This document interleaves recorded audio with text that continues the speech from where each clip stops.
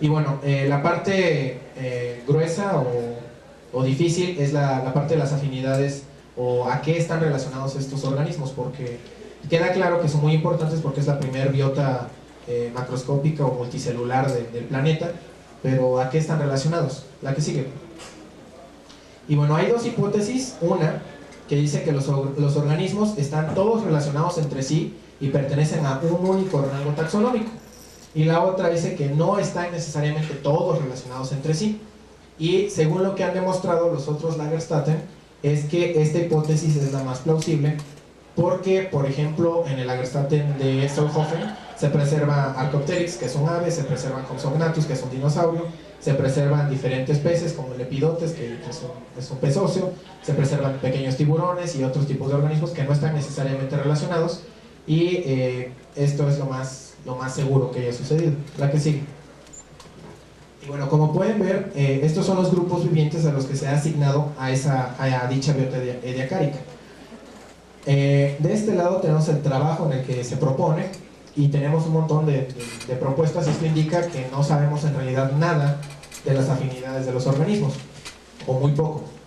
Por ejemplo, se les ha asignado a colonias de procariontes, a bacterias coloniales o protozoarios coloniales, a algas, a un grupo intermedio entre plantas y animales, a protistas xenofiróforos, que lo veremos, que son protistas gigantes, como este tamaño, para ser un protista es enorme, protistas gigantes no xenofiróforos extintos, protistas gigantes de aguas profundas, foraminíferos gigantes, protistas similares a hongos, hongos de grado de hongos, líquenes, animales o algo parecido a animales, esponjas, metazoos primitivos, metazoos relacionados a nidarios, anélidos y artrópodos, grupo hermano de los metazoos, grupos externos de metazoos, nidarios, que fue la primera propuesta, nidarios, un grado de nidarios, medusas, penatuláceos, que son nidarios, cuerpo basal de los anthozoos, que son las anémonas, tenóforos, bentónicos, animales bilaterales, posibles ecdisozoarios, anélidos poliquetos, moluscos, artrópodos, trilobitomorfos, crustáceos y protocordados.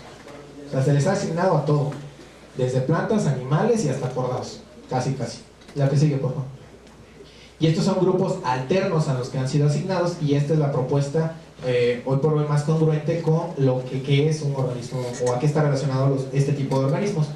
Y bueno, estas son dos propuestas medio raras. McMenamy en el 98 como que deja de lado la idea del jardín y toma este concepto que en realidad nunca explica, que es un metacelular. Pues dice que son metacelulares fotosintéticos extintos, pero todavía no sostiene la idea de que siguen siendo fotosintéticos. Otro es un filum animal extinto de arquitectura olvidada, y no explican qué es esta arquitectura olvidada. Y otra es esta, que es la más plausible, que es un experimento fallido de la vida. Es decir, no todos los grupos que evolucionaron necesariamente tienen que llegar hasta nuestros días, y cuyo plan corporal consiste en estar hecho de un material resistente, el neus, que es medio rara esa definición, pero es esto de aquí, que es la estructura acolchada que les decía. Tener una organización fractal o modular. Esta es la organización fractal, por ejemplo, esta de aquí es la primera rama que crece, la de segundo orden son estas azules, las de tercer son estas, las de cuarto estas, perdón, tercero y cuarto orden.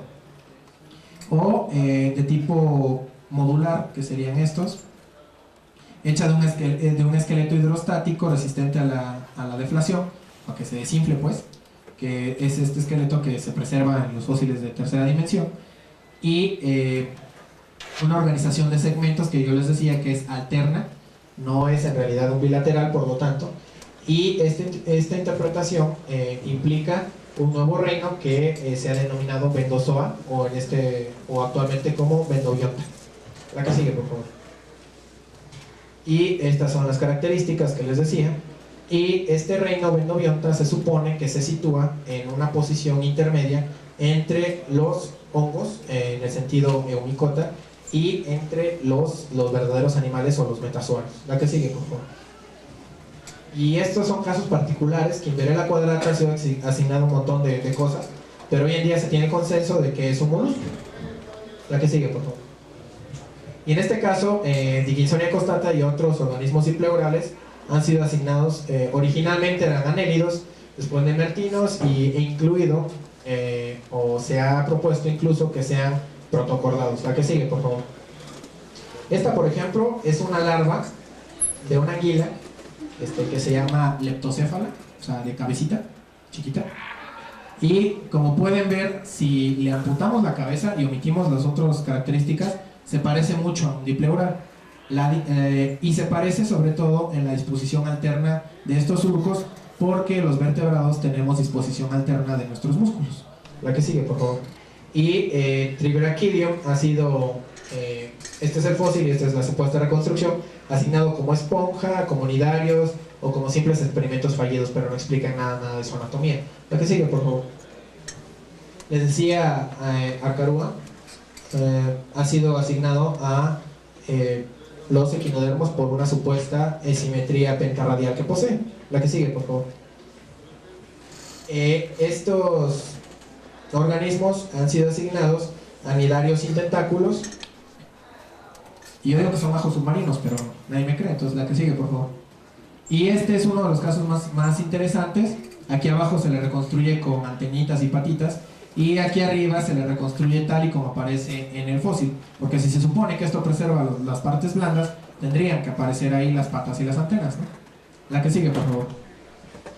Y bueno, estos de aquí son los fósiles de ese bicho que se llama Parvacorina, que han sido asignados a los trilobites, sobre todo por el parecido que tienen estas larvas. Este es el desarrollo completo de un trilobite, y esta larva, la primera, se llama Protaspis y tiene diferentes estadios, y ha sido identificada como una Protaspis muy similar a la de esta familia de trilobites, aunque no tiene las espinas, pero se supone que es lo que daría origen, la que sigue, por favor, lo que daría origen a los diferentes linajes de trilobites, siendo por ejemplo este Parvacorina, este de aquí y este de aquí. Este es un ancestro hipotético o un grupo hipotético, y estos de aquí ya existen. Estos son los trilobites como típicos que conocemos, y estos de aquí son los trilobites de cuerpo blando que aparecen en el Cámbrico inferior. La que sigue, por favor. ¿Qué son estos de aquí? Que principalmente está formado por el género Naraoya. La que sigue. Y este también es un caso interesante, porque al principio estos organismos petaloides fueron asignados a nidarios penatuláceos. Este es un nidario penatuláceo. Ahorita van a ver otras fotografías más bonitas. La que sigue.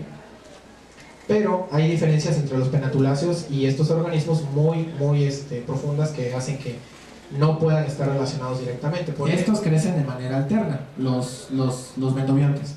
Los penatuláceos, las ramas más jóvenes se encuentran en la parte inferior y las más viejas en la superior, es decir, van creciendo añadiendo segmentos hacia abajo, y estos van creciendo de manera invertida, van añadiendo los segmentos hacia arriba. La que sigue, por favor.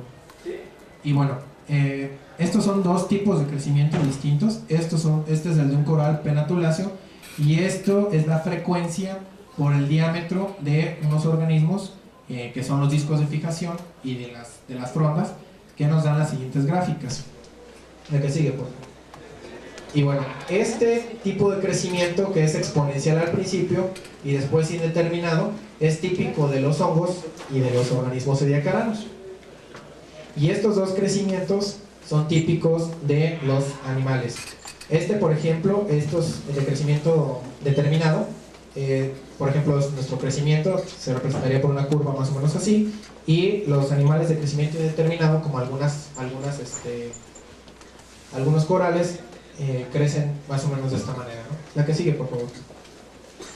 Y bueno, otras diferencias son que estos dos son penatuláceos o corales. Este es un ediacarano. Estos tienen zooides, es decir, tienen pequeños pólipos en las ramitas, y estos no tienen ningún pólipo.